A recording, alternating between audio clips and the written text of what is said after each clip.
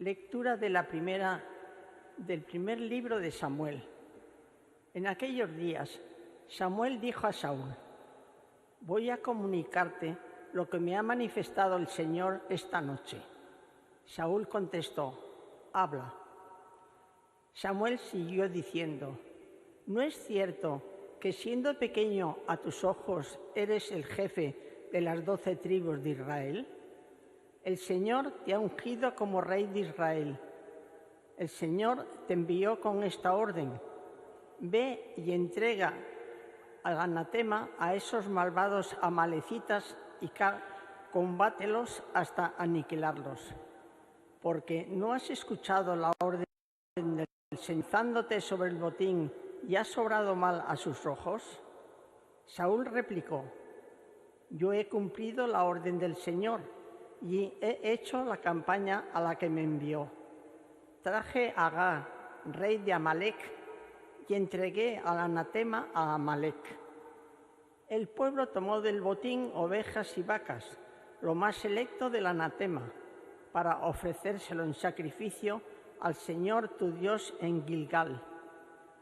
Samuel exclamó: «¿Le complacen al Señor los sacrificios y holocaustos tanto como obedecer su voz? La obediencia vale más que el sacrificio y la docilidad más que la grasa de carneros. Pues pecado de adivinación es la rebeldía y la obstinación, mentira de los terafín. Por haber rechazado la palabra del Señor, te ha rechazado como rey». Palabra de Dios. Te alabamos, Señor. Al que sigue buen camino, le haré ver la salvación de Dios. Al que Al que sigue sigue el buen camino, le haré ver la salvación de Dios. No te reprocho tus sacrificios, pues siempre están tus holocaustos ante mí, pero no aceptaré un becerro de tu casa, ni un cabrito de tus rebaños. Al que sigue buen camino, le haré ver la salvación de Dios. ¿Por qué recitas mis preceptos y tienes siempre en la boca mi alianza, tú que detestas mi enseñanza y te echas a las espaldas mis mandatos? Al que sigue buen camino, le haré ver la salvación de Dios. ¿Esto haces y me voy a callar? ¿Crees que soy como tú? Te acusaré, te lo echaré en cara. El que me ofrece acción de gracias, ese me honra. Al que sigue buen camino, le haré ver la salvación de Dios. Al que sigue buen camino, le haré ver la salvación de Dios. Aleluya, aleluya, aleluya. La palabra de Dios es viva y eficaz, juzga los deseos e intenciones del corazón. Aleluya.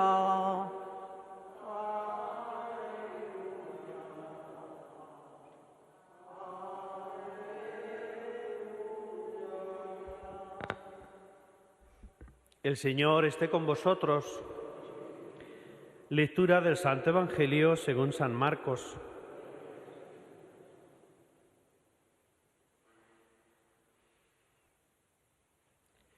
En aquel tiempo, como los discípulos de Juan y los fariseos estaban ayunando, vinieron unos y le preguntaron a Jesús: «Los discípulos de Juan y los discípulos de los fariseos ayunan, ¿por qué los tuyos no?».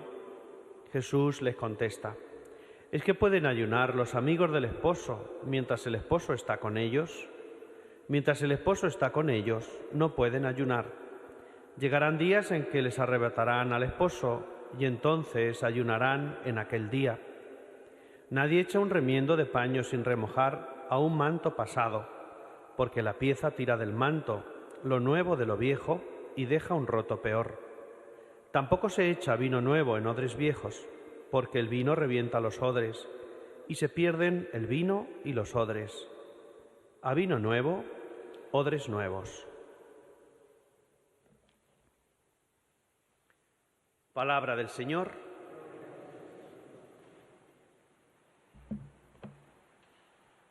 Queridos hermanos aquí presentes, queridos hermanos enfermos, ancianos, cuidadores, que seguís esta Eucaristía desde la televisión, hoy las lecturas que acabamos de escuchar nos hacen una llamada a una fe auténtica, a una fe que nace del corazón y que también de ese corazón en el que está nuestra fe y aquello más importante de nuestra vida, vive la obediencia al Señor, a los mandamientos, y no tanto en las acciones externas. Así aparece en la primera lectura que hemos escuchado. Hemos escuchado del primer libro de Samuel, que estamos leyendo ya desde la semana pasada, cómo el Señor retira a su favor al rey Saúl. Y la razón es precisamente esta desobediencia, esta ruptura de la unidad de su corazón con el corazón de Dios. Vemos cómo Dios marcha, cómo Dios acompaña, camina a su pueblo, al pueblo de Israel, en la figura de este rey que es la cabeza.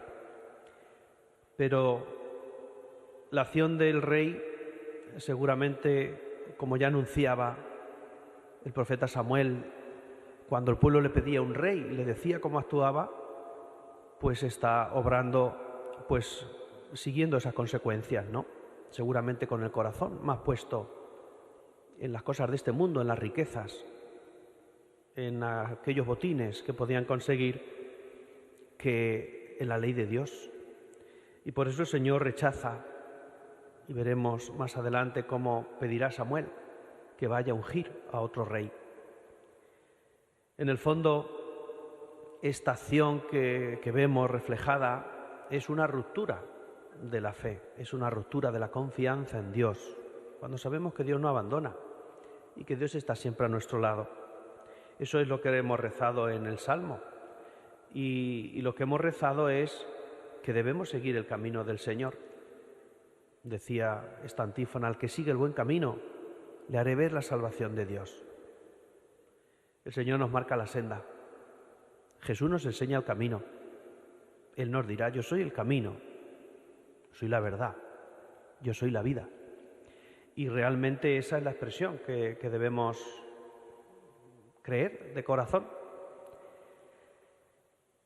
Y por eso, ante las acciones externas, como dice esta lectura primera, los sacrificios, esas ofrendas, pues el Señor se fija en el corazón, en lo que realmente hay en cada uno de nosotros, y ahí es donde podemos demostrar o mostrar si nuestro corazón está con el Señor, si nuestro corazón está en cumplir los mandamientos de Dios, obedientemente, pero, como decimos, desde el corazón y no tanto en lo externo, en los ritos, en el cumplimiento, que a veces esa palabra dice ya las dos cosas: cumplo, pero miento.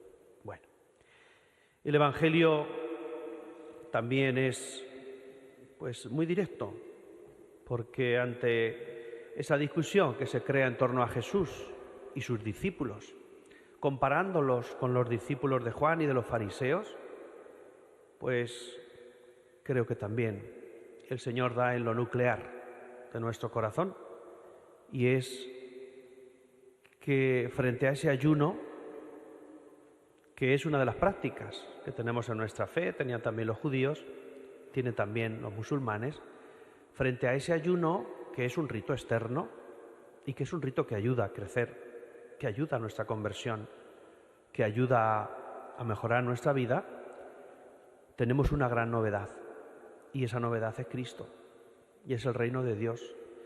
Por eso Jesús les hace una pregunta que yo creo que debemos reflexionar cada uno de nosotros. ¿Pueden ayunar los amigos del esposo mientras el esposo está con ellos? El esposo, el vino bueno, este paño renovado, ese es Cristo, con la novedad que Él viene a traer a nuestro mundo. Por eso, frente a los ritos, frente a aquello externo que muchas veces es cumplir, pues Jesús nos pide que nuestra fe sea una obediencia de corazón. Y frente a eso, pues hemos de vivir en consecuencia. Dirá Jesús que ayunaremos cuando el esposo ya no esté con nosotros. Por eso también en nuestra vida aunque sabemos que Dios está en medio de nosotros, también cada Cuaresma, los viernes, otros días señalados, miércoles de ceniza, pues nosotros hacemos ayuno, también por estar más unidos a Dios. Pero ese rito que podemos ver externo tiene ese sentido, no solo de preparación, sino de una unión más íntima con el Señor. Y en nuestra fe Jesús es, como decía también el libro del Apocalipsis, cuando dice todo lo hago nuevo, Jesús es esa novedad del reino que ya está en medio de nosotros. Con Jesús todo es fiesta, por eso decimos al asistir a la Eucaristía que vamos a una fiesta, una comida con el Señor, donde el novio está presente. El novio es también el mismo alimento, ya está aquí, el reino de Dios.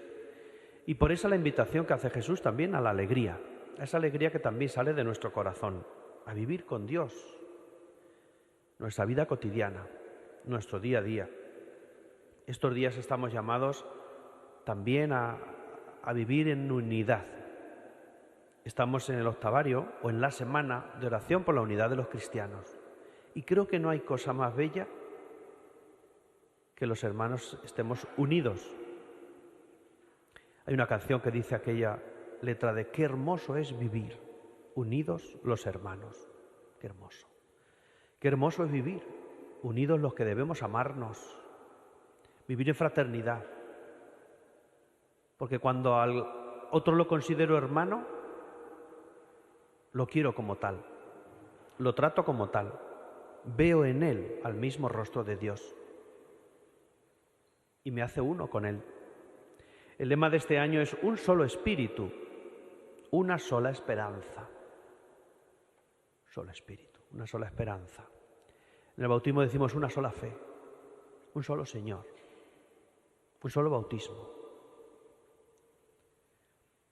Luego, la vida, ya hemos visto la historia, cómo hace que la Iglesia se haya dividido, el cristianismo se haya convertido en una familia con diferentes ramas. Pues esta semana es oportuna para rezar por esa unidad entre todos los cristianos. Frente a la división, a la separación, ahí es donde está el pecado. Frente a eso, Cristo une.